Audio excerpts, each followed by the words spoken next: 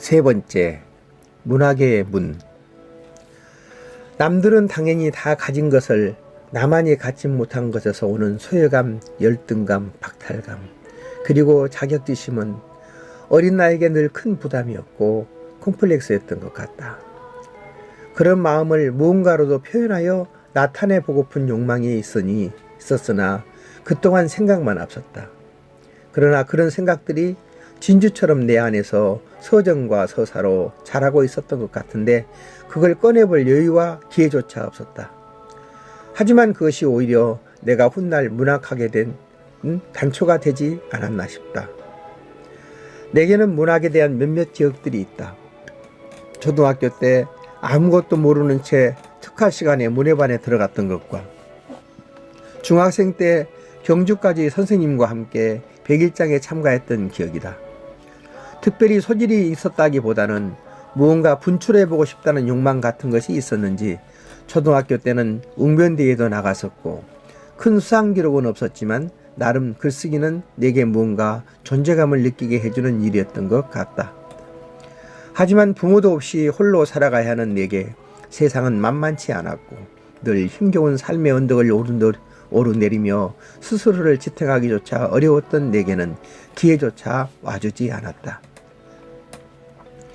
그런데 가정을 갖고 직장 생활을 하던 80년도 중반 신문 광고 하나가 눈을 끌었다. 문해진흥원에서 덕수궁 석조전에 문학 강좌를 연다는 것이었다. 시간을 보니 직장 근무를 마치고 가도 될 만한 시간이었고 거리도 내가 근무하는 곳에서 멀지 않은 곳이어서 마음 변하지 않겠다고 급히 등록을 해버렸다. 거기서 시인 성춘복 선생님과 수필가 서정봉 교수님을 만났다.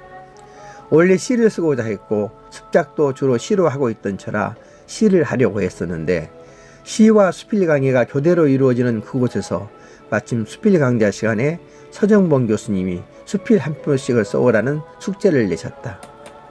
나는 봉숭아란 글 한 편을 써서 내게 되었는데 다음 시간에 오신 서 교수님이 그걸 다시 주며 읽어보러 하셨다. 그리곤 봉숭아 대신 발뒤꿈치로 제목을 바꾸자시며 그걸 한국수필이란 잡지에 초회 추천을 하겠다고 했다. 초회가 뭔지 추천이 뭔지도 모르는 상태로 나는 그렇게 한국수필과 인연을 맺게 되었고 그 인연으로 조경희 선생님을 알게 되었고 이처로 이수옥 송도 선생님도 알게 되었다. 그리고 나는 그 후로 자연스럽게 수필을 쓰고 공부하게 되었다. 어느덧 수필은 내 삶이 되었고 나는 어느새 수필가로만 30년 넘게 살아왔다. 1987년 나의 최애 추천작 발뒤꿈치를 발표한 후 추천 완료도 되기 전 한국수필가협회 회원이 되면서 나는 거목문학, 수필문학 등의 글을 실었다.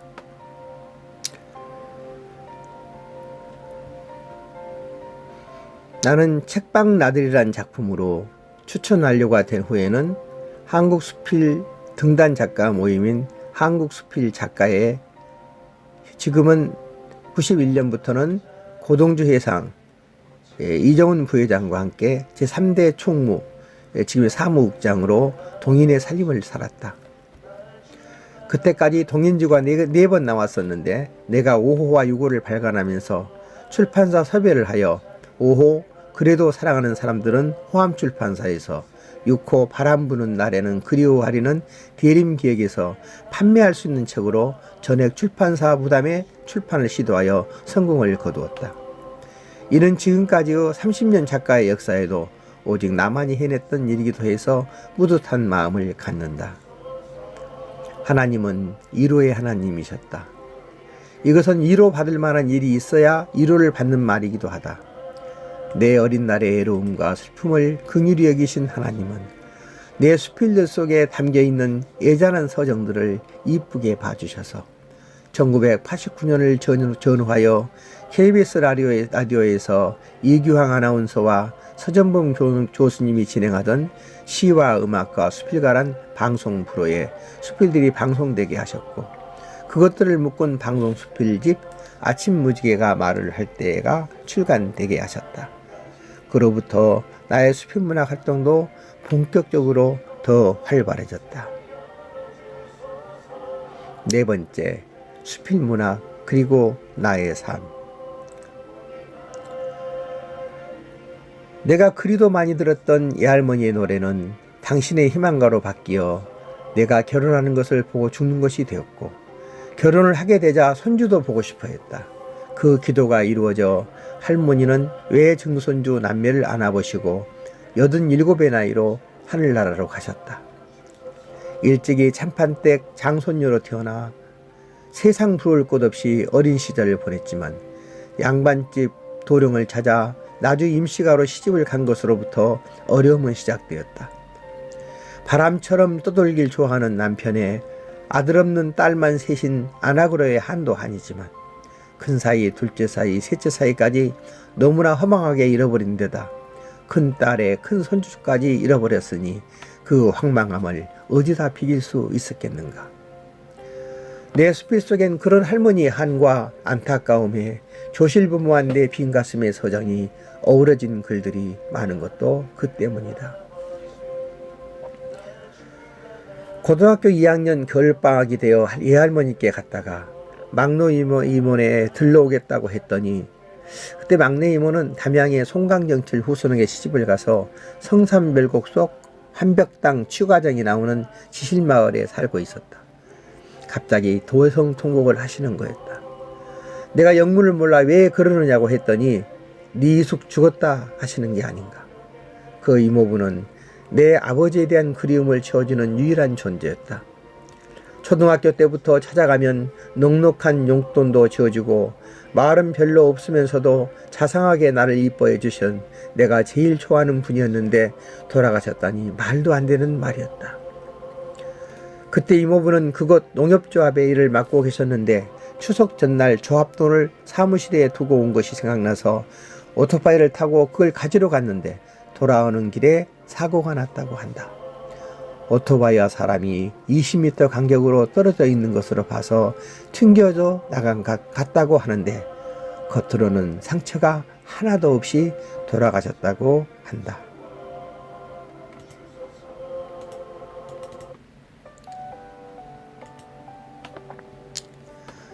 내가 이모댁에 가니 생후 3개월 되었다는 유복녀가 윗목에서 울고 있고, 이모는 정신이 나간 채 멍하니 초점 잃은 눈으로 창문 쪽을 바라보고 있었다. 내가 이모 하고 불렀더니 나를 한번 쳐다보고 왔냐 하더니 또 창문 쪽만 멍하니 쳐다봤다. 윗목의 아기는 얼마나 울었는지 지쳐서 제대로 울지도 못하는 것 같다. 가슴에 안았더니 몸이 불덩어리였다. 나는 급한 김에 이모부 친구인 큰길가 약국으로 아기를 얹고 갔는데 빨리 큰 병원으로 가보라 해서 택시를 부르고 이모도 불러 광주로 나가는데, 가는 도중 아이는 내 품에서 숨을 거두고 말았다. 고등학생이던 나는 동네 어른들의 도움을 받아 땅을 파고 아이를 묻었다. 그날따라 눈발이 날리고 땅은 꽁꽁 얼었는데 안고 있던 아이를 묻을 자리에 내려놓는데 텅 하는 울림이 내 온몸까지 전율하게 했다. 그때의 그 소리는 50년이 지났는데도 지금도 내 귓가에 머물러 있다. 그러고 보면 나란 인간은 어쩌면 그리도 죽음과 친한지 모르겠다. 부모 형제의 두 이모부의 이종 조카까지 어린 내가 감당하기엔 너무 많은 죽음이었다. 그런 삶과 죽음의 거리가 내 삶과 문학 속에 그대로 자리하게 되었고, 나는 어쩔 수 없이 그런 분위기를 벗어나지 못한 채 안타까움, 그리움, 사랑에 대한 굶주림으로 넘치고 흘러나오는 대로 글 속에 담게 되었다. 1995년 문해진흥원으로부터 창작기금을 받게 되었다. 그 기금으로 낸 책이 날마다 좋은 날 도서출판 유정이었다. 그리고 그 책으로 1997년 제5회 흑연문학상을 받았으며 다음해인 제1회 서울문예상도 받았다. 또 하나는 1997년부터 기독교 세진회가 내는 재소자들을 위한 잡지 개간 세상한 안내에 안으로 띄우는 편지를 7년간 연재했는데, 그걸 모은 살아있으면 눈부신 아름다움인다를 도서출판 내일에서 냈는데, 그게 문해진흥원의 첫 번째 우수문학 작품으로 선정되어 날마다 좋은 날과 함께 전국의 모든 도서관에 소장되는 기쁨을 얻게 되었다.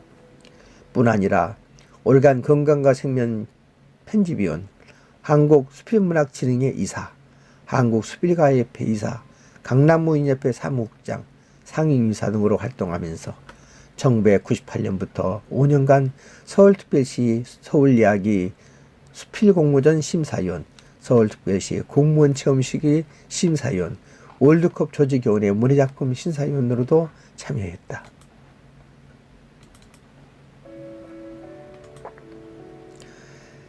2002년 수필집 오렌지색 모자를 쓴 뒤를 법무사에서 출간했는데 이것이 또 문해진흥원 우수문학도서로 선정되었고 2003년에는 한국현대수필작가 대표작 선집 146으로 숨어있는 향기가 교훈사에서 출간되었으며 2004년에는 문해진흥원 창작지원금을 또 받게 되어 그 지원금으로 서서 흐르는 강을 선운미디에서 출간했는데 그걸로 제20회 동포문학상 대상과 제23회 현대수필문학상을 받게 되었고 그 해에도 산문집 최원년의 맑은 이야기샘 기다림의 꽃을 선우미디에서도 출간했다.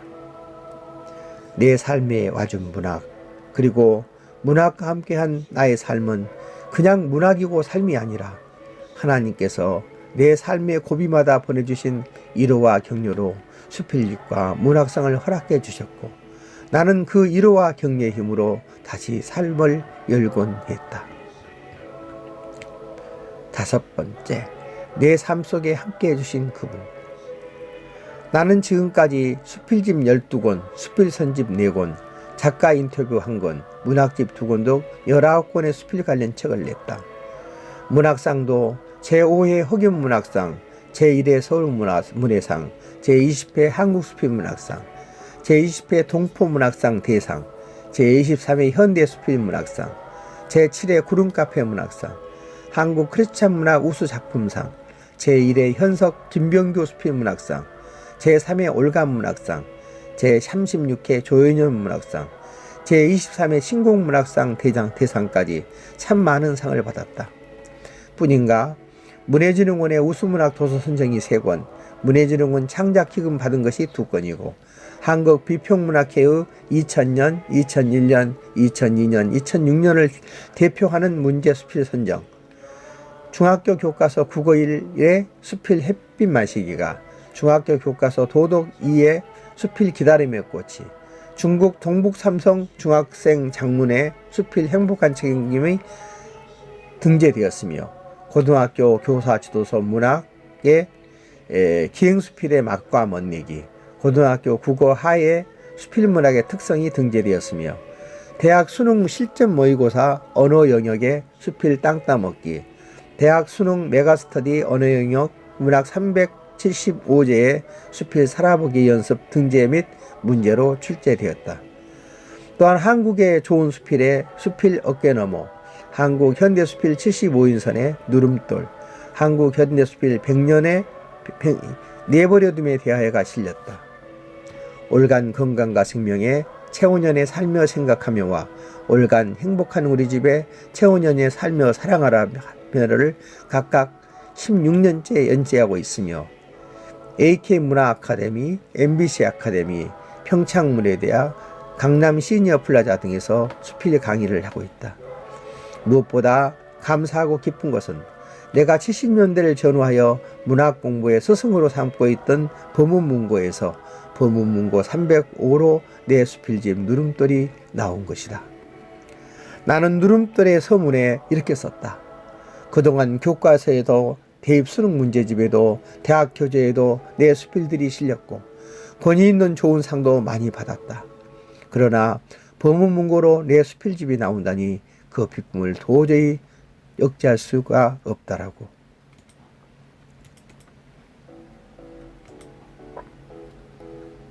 그러면서 내가 범은문고에 각별한 애정과 감사를 갖듯 문학을 좋아하고 사랑하는 나의 문학 친구들에게도 이 수필들이 자신감을 주고 작은 용기와 격려라도 되었으면 싶다. 평생을 그래왔지만 또 사랑의 빚을 지고 만다. 영원히 갚을 수 없이 쌓여만 가는 이 사랑의 빚을 어찌 갚아야 할지 모르겠다. 이 수필들이 아주 작은 갚음이라도 되어주었으면 참 좋겠다고 했다. 돌아보면 내 삶의 구할은 사랑의 빚이다. 내 삶 속에 함께 해주신 주님의 사랑이 전부이지만 그 사랑 안에서 수많은 사랑들이 오늘의 나를 있게 했다. 아무도 눈여겨봐주지 않아 잡초처럼 버려질 수 있던 삶을 잡초가 아니라고 약초라고 우기며 뽑아버리지 못하게 하고 걸음을 주고 흙을 북돋아주며 가꿔주신 사랑들이다. 나는 1983년 지금 사는 도곡동으로 왔다. 나와 아내의 직장 중 아내 쪽으로 온 것이다. 85년 청운교회에 등록하여 95년에 안수집사가 되었고 안수집사 18년 만에 장로가 되었다. 아내도 2006년 권사가 되었다. 나는 우리 가정 신앙의 시조다. 두 남매에게서 5명의 손녀를 보았다. 단 하나 남겨진 핏덩이가 11명의 가족의 새 가정을 이룬 것이다. 다들 열심히 자기 일에 충실하고 신앙생활도 잘한다. 내가 좋아하는 말씀인 역대상 4장 10절 온컨대 주께서 내게 복에 복을 더하사 나의 지경을 넓히시고 주의 손으로 나를 도우사 나로 환난을 벗어나 근심이 없게 하소서 하는 야베스 기도는 내게 주신 기도는 오히려 그보다 더 많이 주신 것에 감사하고 감격할 따름이다. 지금까지 나를 인도하시고 세워주신 하나님께서 나의 펜끝에서 펼쳐지는 문학의 세계가 하나님 나라와 하나님의 의를 실현하고 확장시키는 작은 도구가 되기를 기도한다. 그리고 위로와 사랑과 평화를 얻는 글들이 되길 또한 기도한다. 내 삶 속에 함께 하시고 내 삶을 인도해 주신 내 하나님의 사랑이 애롭고 슬프고 아프고 안타까움이 많은 이 시대를 사는 모든 이들에게 더욱 넉넉히 넘치도록 임하길 간절한 마음으로 손을 모은다.